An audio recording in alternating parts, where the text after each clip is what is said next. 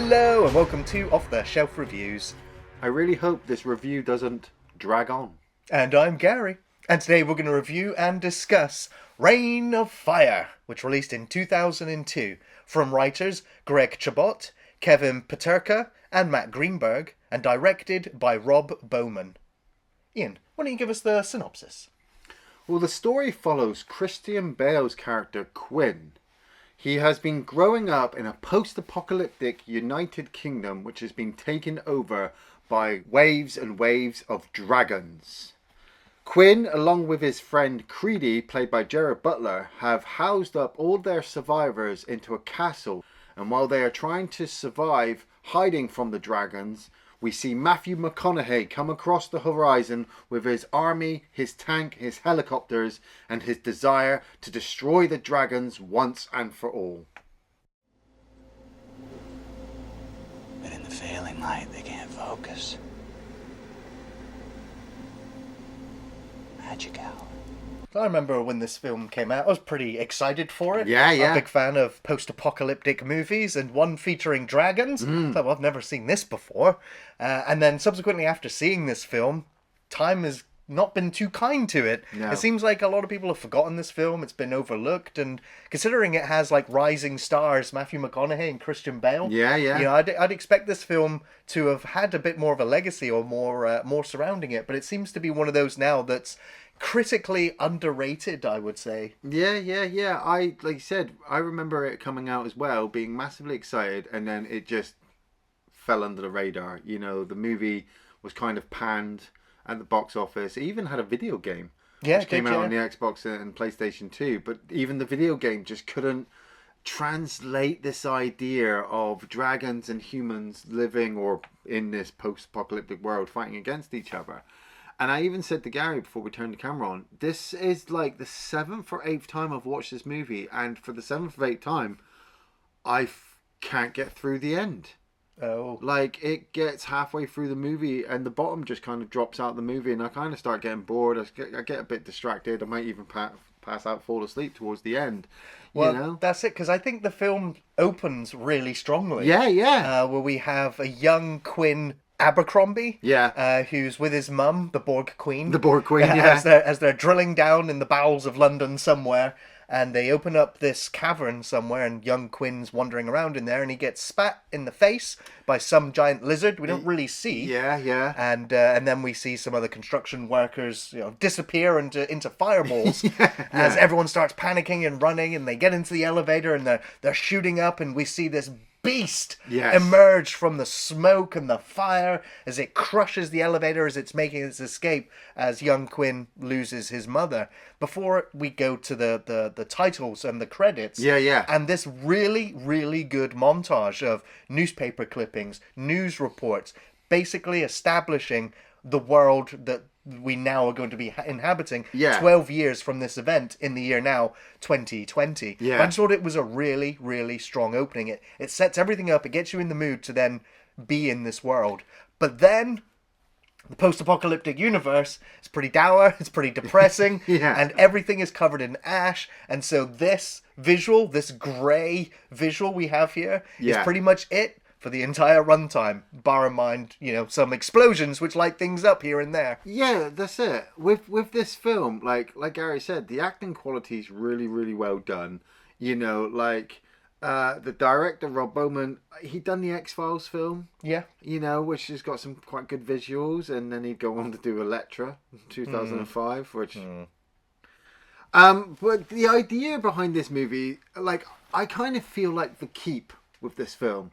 It's got a really good idea, and it's got some really good acting in it, but some of the visuals really let it down. The editing seems to, get left to the wayside at some point.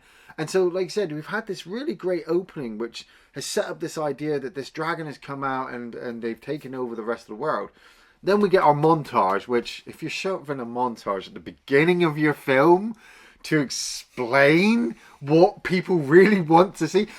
I admit it does feel like the spectacle of, but that's like a disaster movie where all the dragons are destroying everything. This is the post-apocalypse, so we have to move beyond that for where this film story wants to be. Right, I get that, but I also want to say, like, on the poster of this movie, there's a dragon fighting a fucking Black Hawk Apache helicopter, right, in combat.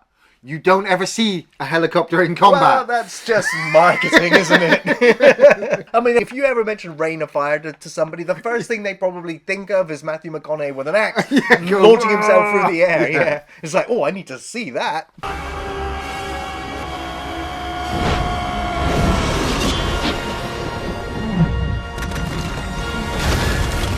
But this with Christian Bale, I mean, Christian Bale, pre-Batman, pre-Machinist, you know, he's working his craft here. And like I said, much like with The Keep, with their great actors, Christian Bale is holding together this whole script. His character, Quinn, has grown up. He's been living with the post-traumatic stress that his mum died, and he may have inadvertently been the culprit for unleashing the dragon on the world. He might blame himself, but in the reality is it's not his fault. Like, No. you know, I mean, they were very close to where the dragon was. It almost feels like the dragons were going to come out at some point anyway. True, but he did go in the hole and kind of look at it and then came back out. True, yeah. And you've got Creedy, Gerard Butler, pre-Spartacus, pre-six-pack Gerard Butler, you know, and they do set up this survivor camp really, really well. You know, they've got their pipe work set up with fresh water or like an extinguisher system so that they can, if they're ever attacked by dragons. They've got like a prayer system set up with the kids, so the kids are all well educated. They even teach them like Star Wars in movie form, but acting. That's a really great scene, actually. Which is great, and I love the fact that he claims ownership of creating the story. Yeah, it does. Bit of trivia here for you is obviously we're talking about dragons. Yeah. And one of the most popular TV shows would be Game of Thrones, featuring dragons. And Yes. we have a young Game of Thrones star right here. It's Jack Gleeson. Nice. I mean, I like how they've got like the outpost watchman with the hawk. You know. I love the tech. Obviously, it's all very retro tech. So having the hawk as their eyes and ears to scout for dragons coming, I thought that was great. That was neat. Yeah, because they've set up this whole, like, time has passed. You know, they haven't seen any real other survivors for a long time. They've lost contact with other outposts around the city. You know, and Quinn himself is fighting with other members of the community who are starving. You know, they want to go out to the fields that they've made and harvest the food, but Quinn has explained to them, look, they're not ripe. We need them to harvest so we can have produce the year after as well, and not just eat it all now. Yeah, and this is all great, but it's like Gary and I both agreed before we started filming is that the one thing this film is missing is the fucking dragons.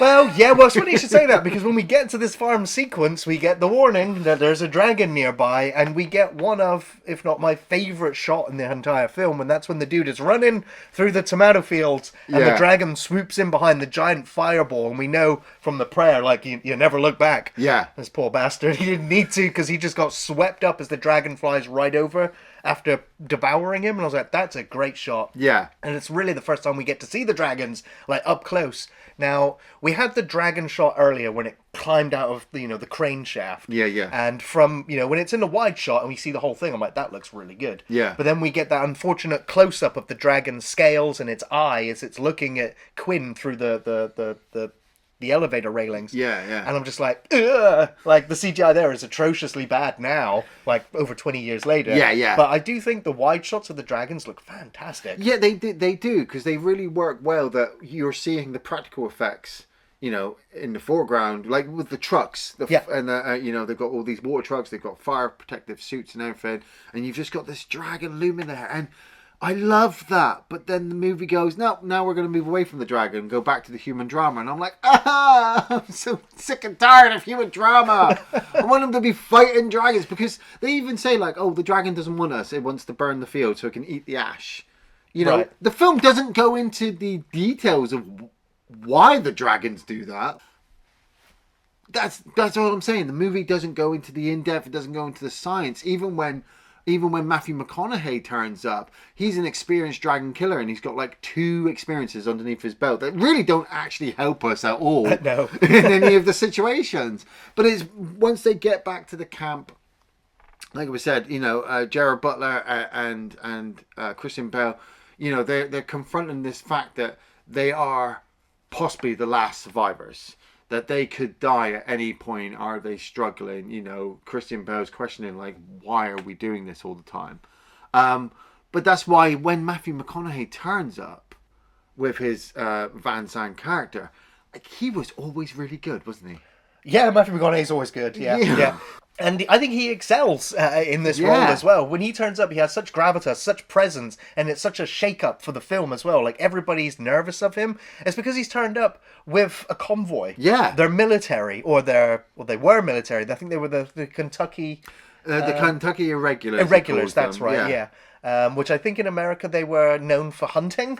So it kind of, I don't know whether it's an in-joke or it's, I don't know. Yeah, but it's really confusing about how they would get there. So, like, did they fly from America to the UK, or did they come from Europe to the UK? Because we know that they landed at Manchester and he lost 110 men. Right. I'm guessing it was a force sent to go and... I guess the Americans figured out that there was a King Daddy Dragon. Yeah. The one male that has... colonized, like, made this entire army of dragons, all these females. Yeah. It's like Jurassic Park, aren't they? Yeah, like... nature found a way. So this one dragon has populated the entire planet of dragons now. But they've been sent here to go and bring him down. And he's lost so many men, he needs to recruit as many men as he can to go to London and kill the King Dragon. Wait, I'm sorry. I've just totally dawned on me. I don't know why I've never ever thought of this. When the big King Daddy Dragon came out of the ground, who did he impregnate to make more dragons? There weren't any other dragons around, was there? They were... they just appeared? Well, I mean... And then he just started having sex with them to make more? The thing is, they also mention in the film, right, that the females will lay eggs and the male will seed the eggs. Yet, when they kill a dragon... Yeah. Quinn pulls an egg out from inside her. So I'm like, well, how does that work then? Like, plot hole? Yeah. But you're right. There's a lot of drama now that they're back at the camp, and it's Quinn and Van Sant who are constantly, a clash of egos. One wants to hunker down, protect, and hide. The other one wants to rally, fight, and win. Yeah. And it's the clash of ideas as to how best to preserve humanity. And it's... Quinn is already basically contemplating the futility of survival in this place anyway. Yeah. And so, of course, he understands Van Sant because he has an amazing sequence where he talks to Quinn about how he has killed a dragon. Yeah. And he talks about the magic hour, so that there is a fighting chance that between the sun setting, there's that 1 hour where the dragon's visibility is so bad that they can't see you, and that's when you strike. But his whole scene, it sounds very like Quint from Jaws, the way he talks about it. Yeah. And he delivers the lines with such intensity, you really believe it. Yeah. Now, behind the scenes, I don't know if this is true, but Matthew McConaughey was a bit of a... method actor? Oh, right. Now I'm just like, well, that's funny because Christian Bale, as we know, is like a king method actor. Now, Christian Bale originally, when he read the script, was like, all right, it's post-apocalyptic, where there's no food, there's no clean water, so I'm gonna emaciate myself. I'm gonna become the machinist now, ahead of time. And the studio were just like, no, you don't need to do that. You'll be fine. But then when he saw Matthew McConaughey be cast, and Matthew McConaughey's fucking hench, Bale was just like, yeah, scrap that. I'm gonna beef up too, just so that when the two of them have their fist fight, it's not completely one-sided. You'd be like, this wafer-thin man would have been destroyed. See, I wondered that because there's that sequence at the beginning where Christian Bale's digging and he's got his top off and he's got himself like in shape, and I'm like, yeah, he knew there was going to be topless shots. Apparently it was to combat Matthew McConaughey's butchness. Now, apparently, of course, both method actors in that fight scene, apparently a few of those punches were real punches, and two of them went at it. I'm not surprised with these two. Because this is what I'm saying, with production on this film as well, I don't think it went too well. There's no major background drama with the keep. No. But you can also tell that, like we said, we've got a method actor in McConaughey, a method actor in Bale. Gerard Butler's probably looking at them going, well, if I want to become a good actor in the future, I'm going to have to be on their fucking level. They're working outside in, Northumberland, in all this dirt and all this grit. Well, they filmed in Ireland. Or in Ireland, they're not seeing dragons. They're having to, Pretend. They're having to pretend, Act. which means acting twice as much. And then obviously the developers are coming in, or the producers are coming in after and putting the dragons in, which, as Gary has said, doesn't look that great. So the special effects guys didn't have as much time to make it as tight as it should have been. So instead, you've got this whole storyline going with Christian Bale battling against Van Sant. Van Sant's, there's even a point where, like, when they first meet, Van Sant's actually being really quite nice, because he wants Christian Bale on his side, and Christian Bale is just like, no, you're totally evil. You're gonna get my people killed. So Van Sant's like, right, okay, we're gonna go capture this dragon. I love the line he says, "We're like, we can do this the easy way." Or the real easy way. Well, the real Just easy like, way. oh, Yeah, like, I've got a tank. I could just blow open your fucking walls if I want to. I just want to go off of what I was saying about earlier about McConaughey being the method actor. According to Alexander Siddig, before McConaughey turned up on set for the first day of production, a runner came to the actors area where Siddig was and said, "Look, Matthew McConaughey is going to be here soon, but none of you are to call him Matthew. You're all to call him Van Sant from now until way after production. If you see him out on the street, you call him Van Sant. You see him down at McDonald's, you call him Van Sant. He is not breaking character on or off screen." So everyone was just like, what the hell? So, like, you can just imagine there would have been that weirdness around him on set, but I think it also helps carry his character. It does. It does carry the character, because like we said, Alexander Siddig, who plays AJ, Bashir from Deep Space Nine, he's recognizable, but he gets like 2-3 bits of actual screen time, some dialogue. Where Van Sant, you fully remember him because of just his stare, just how dirty he is, and he sets up this whole dragon attack moment where he's got his helicopter team, he's got his archangels, they leap out the helicopter. They should we just clarify what's going on here? Yeah, well, they're using these 3 waypoint systems to create a 3D map of the airspace above them. Yes. So that the helicopter can fly above the dragon. Yeah. So these troopers will jump out without parachutes to try and net and bring down the dragon. Yeah. They have about 17 seconds life expectancy. Yeah, and I love the fact that the film kind of sets these people up. Like, they've done this 100 times. Right. Then when they're in the helicopter, they're explaining to each other what they have to do. Yeah, I'm like, oh, these must be new. I'm like, yeah, these guys are, like, new. And because of dramatic, circumstance with the movie, one of the 3 sonar things is kind of lost or, kind of knocked down. He got eaten. Yeah, he got eaten. Because the dragon knew to go after him. Maybe, yeah. And so fucking Christian Bale's got to go out and prove his worth on his horse and save the day with his sonar, which allows them to see the dragon, which allows them to obviously... Well, the 3 archangels are killed, and the dragon gets lured by Christian Bale on a horse right in the direction of Van Sant's harpoon gun, which then he spikes it and kills it. I was like, well... Maybe they should have done that first. Instead of chucking some people out of a helicopter without parachutes. That's it. Like, this one poor bastard, he's rushing to the ground and he's looking over his shoulder. The dragon's swooping after him and he looks back down and the ground just hits the ground. I was like, oh man. Yeah, like... I was like, that's nasty. That's what makes me think, like, how did you lose 110 men? Just throw them all out the fucking helicopter. Practice. Like, how have you killed dragons if... And I'm like, how many dragons are there and how many are you killing on a daily basis compared to how many men you're losing? This is it, because the movie established at the start that there's thousands. The whole fucking world's been covered by dragons. We see 4. I do like that the film also explains that so much time has passed, the dragons have eaten and turned everything into ash, and they're starving now. And so there's instances where we see dragons fighting other dragons or eating them. But I also love that the dragons that we see, like, their wings are tattered and broken. It looks like they've been scrapping and fighting for years as well. So I like the consistency there. I just think that there should have been more. If you're giving us this background, then give us more dragons, even if they don't actually interact with survivors. Just have them fight in. Because when it does happen, like the lone bikist who's helping Van Sant, when he gets killed, where did this dragon come from? How was it lured here? How come thousands of other dragons haven't followed this one? Right. Well, I guess this one was scouting for food. I don't know. Okay. Yeah. But they ultimately they do bring it down, and then you have some Jimi Hendrix music playing, and the whole castle is happy and everybody's celebrating. But then Van Sant turns up, and he gets so pissed off, he lays down the law. Envy the country that has heroes, huh? I say pity the country that needs them. And I don't know, Christian Bale kind of likes that about him, that he's not massively excited that he killed another dragon, because in Van Zandt's eyes, there's just thousands more. I'm also just like, you know what an asshole. Like, they deserve this celebration. Like, that's the first time they've ever seen a dragon get killed. And at the same time, Van Sant was the one who turned up and went, this is our plan. We're going to chuck our boys out of a helicopter with a parachute. And I'm going to be pissed when you're angry when they're dead. I'm like, what is... Well, this is it for me. The tone shifts so much in the movie. Like, they've told us, don't try to not make so much noise, but instead at nighttime with the spotlights on, we're going to play Jimi Hendrix really loud. and not learn more fucking dragons.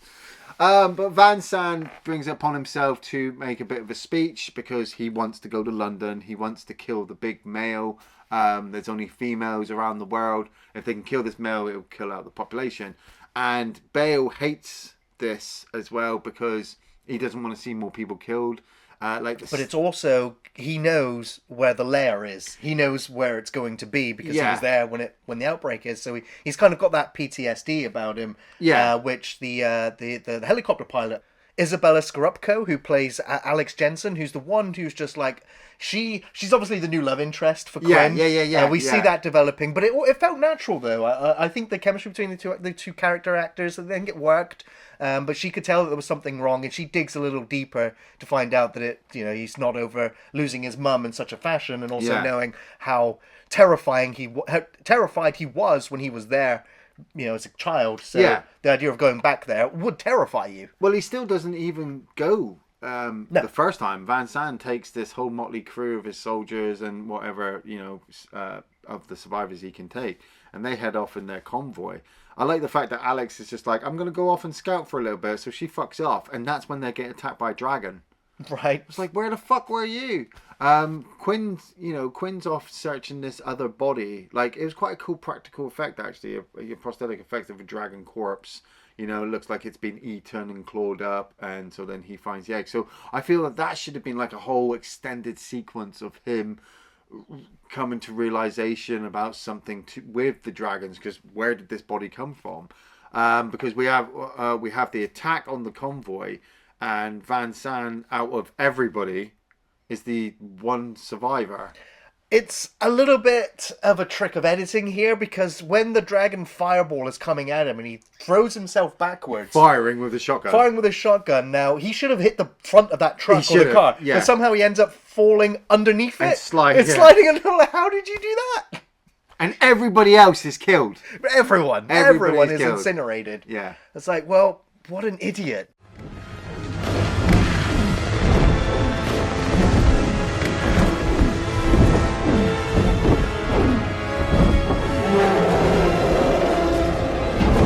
Like, this man is an absolute idiot. I love his character, but his strategy here was, let's form a convoy, tightly packed. Yeah. Stop in the middle of this area that we think is covered by dragons. And then, absolute catastrophe. Killed. Yeah.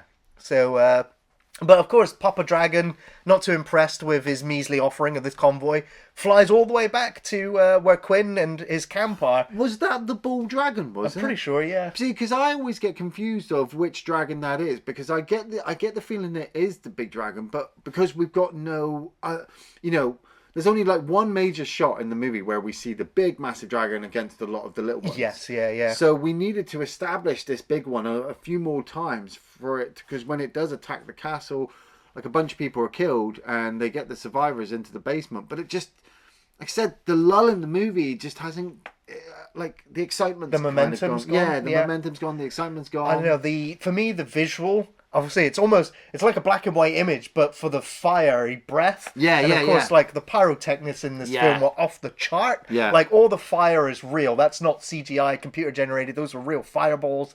And they really lit up the set with those moments. And so seeing the dragon there in the shadow, projecting this fire. I was Yeah. like, and the wide shots, I was like, this is epic stuff. Yeah. Looks fantastic. So that really, for me, energized the movie. The same when it attacks the keep, and it's on the side of the building, just breathing fire through the windows. Yeah, Just like, that's amazing. And that's sadly where we also lose Creedy, as he tries to go to help and ends up just shutting the door before the fire can burst into the rest of the room. It's like, Well, that's what I mean. For me, like, it looks brilliant, and the payoff should be really well that Christian Bale's just lost his really close friend.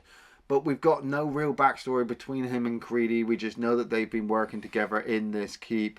So when he dies, I'm like, like, I'd have probably felt worse if the little stepson that he'd had. Sure. Because Quinn had talked about this boy that he'd found at 3 years old, and he's been raising him. They even have that little conflict of interest because the boy wants to leave with Van Sant and become a soldier, but Bale tries to stop him, and then the kid doesn't go anyway because he actually realizes that Bale loves him. So now Bale and Van Sant and Alex Jensen are all heading to London, just the three of them.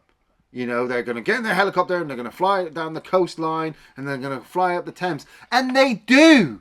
They don't get accosted by a single dragon. They don't see anything. They literally just fly down the coast and they land, bang, like a mile away from the big bull dragon. I'm like, well, yeah, I've got to wrap this film up quick, I guess. Now, I don't know much about military equipment, but I do know that helicopter was chosen, that brand of helicopter, because apparently it's the fastest in the world. Oh, right. So it does actually bear some reality in the fact that it may be able to outmaneuver or outspeed a dragon. And I just want to bring up as well, technically, right, yeah, they're not dragons. No, well, okay. They're wyverns. Oh. Because wyverns have 2 legs and wings. Dragons have 4 legs and wings. Right. These don't. These are more like bats. And the animation team behind it actually based all of the movement on the wings and the body structure on bats as well. Yeah. So that's why the dragons move with a very natural look, because they were based off real creatures that we identify. We But they notice. just couldn't use the word wyvern. Well, no, because dragon sounds so much more imposing, doesn't it? Yeah. I do also just want to bring up now the special effects company in this film, because sadly, this was their last one. Yeah. This was Dream Quest Images, also known as the Secret Lab. And they were founded in 1979, and they worked on such amazing and iconic films as Escape from New York, E.T., Blade Runner, Gremlins, Short Circuit, A Nightmare on Elm Street 3, 4, and 5, The Predator, The Lost Boys, Phantasm 2, The Abyss, Total Recall, Deep Rising, Planet of the Apes, Reign of Fire, and also Kangaroo Jack. I love Kangaroo Jack. That was actually their very last film that got put out. They were acquired by Disney in 1996. Right, yeah. But then somehow kind of faltered. I think it was a dinosaur movie that they had to make. And, Dinosaur, I think, yeah. And I think that was what eventually killed this special effects company, which, like I said, their pedigree, their history. Now, I know there's lots of individuals that worked on the different ones, but as a company, it's just very sad to see them go after a legacy of amazing films. And, honestly, I still think that their effects in Reign of Fire, it's over 20 years old now, it's still holding up. Yeah, I think so too, because it's like I said when the film started, when the review started, I feel excitement whenever I want to start to watch this movie. It's just the pacing, the tone, or something drags by the end. That by the end I'm like, I honestly also think that it may be down to the visuals of the film being just that grey, black and white colour palette almost the entire time, other than when there's fireballs. It's just all grey, and kind of a bit of like Terminator Salvation. Absolutely, it just always just feels so apocalyptic. But then when I think of a film like The Road, that film, it's oppressive in how dull and grey everything is. That film relies on you knowing like the vibe of the post-apocalyptic universe, and so it rides that. Obviously, there's no excitement of dragons. So maybe I can understand why there is an audience disconnect with this film after looking at a grey screen for the majority of the time, despite how colourful the characters are. Well, that's it. This whole final fight sequence should be just amazing and just over the top and a white knuckle ride. But honestly, they turn up in London, and Van Sant's just like, look, I've got explosive tip arrows. If we shoot him in the mouth, we'll kill him. It's like, Okay, when do we do that? Well, you know when he opens his mouth just to breathe fire and he mixes the two chemicals, and you're like, okay, yeah, well, we do it like then. like we'll do it like then. You know, I'll climb up on top of that tower and lure him in. You know, Alex Jensen, you're gonna make a run. You're the bait. You're the bait. You know, and then if I miss, then you've got yours, Christian Bale. And Christian Bale's like, okay, and this whole final fight sequence should be massively exciting, but fucking McConaughey misses, or he misses the timing. Fucking Quinn's dropped his arrows, hasn't he? Right, yeah, well, he was running. So he's got to go back and get his. And then you always remember, if you've ever seen Reign of Fire, you'll always remember this iconic shot of Matthew McConaughey jumping off the top of the fucking tower with his axe, ready to fucking hit the dragon, and the dragon swallows him whole. Well, actually, you see his arms and legs flailing as the dragon flies away. Oh, But yeah, I mean, yeah, like we see his axe fall. He's dead. Oh, he's dead. Now, I think it's actually great. Because, like, your expectation is that he's going to kill this dragon. No, it wasn't. No, and my expectation is because he's such a badass. But then the reality hits and he's eaten, and you're like, yeah, that's probably how it would go, actually. You know, so I love the setup and the expectation, and then and then he's eaten. Yeah, It's but like you said, it's more like the Quint ending for Jaws. yeah, but we don't get to relish it or to watch it. You know, he's don't. carted off so quick. Yeah, It's you're like, oh, really? So it's satisfying. Also disappointing, you know, which it shouldn't be. Shouldn't be that. It should be like, oh. But it feels like a trick though, because that was so heavily featured in the promotional stuff. So like, we wanted to see him throwing himself through the air, killing dragons, decapitating them. I don't know. Yeah. We don't get it. We feel robbed. We don't. We do. And then the dragon lands, and like the big bull dragons are scared off all of the other females in London because it's eating them basically and raping them, I suppose, if it's having babies. And so it's just literally him versus Quinn, and Quinn gets his arrow and he lines up the shot and he nails it in the mouth. Yeah. And it blows up. And it blows up. And you're like, okay. Yay! And then he has his little final moment where he's building a fucking cell tower. Well, yeah, Or it cuts fixing to one out. the cuts to the future a little bit, and it's like, Yeah. all the dragons are gone. We haven't seen one now in like 3 years, so guess it worked. And then they start getting communications from other pockets of humanity, and it's like, oh, there's people in France still alive. Oh, they're speaking French. Yay! But that's what I mean. The ending comes along, and I'm like, Oh, it's over. Am I glad Reign of Fire is over? Like, I wasn't enjoying it towards the end anyway. Well, what's the problem? They're speaking French. But don't come to me, I'm lousy at French. well, Ian, what were your favourite scenes from Reign of Fire? I think a lot of them were mainly just the dragon stuff. You know, when they were out on screen, they looked really, really good. I know that they could have looked better, but I also think that works in the movie's favour as well. That it you know, it's not a bad movie. It's not the worst dragon movie I've ever seen, but it's not the best, and it could be, but it's just missing. But those few dragon shots, you know, the convoy attack with Van Sant, the helicopter attack where he eats the archangels, even when it comes up along the side of the keep and breathes fire, all those shots look really great. Now, I suppose, if you'd asked me like 20 years ago, I probably wouldn't have said this, but now I've seen more stuff by Bale and Matthew McConaughey. I'd say a lot of their sequences. Oh, yeah. You know, they work really well as their characters, making you believe in this world and what they've seen and what they've done, even though you know it's not true. They're pivotal, I think, in grounding it. Yeah. Yeah, it's like you said, with the fist fight sequence between the two of them.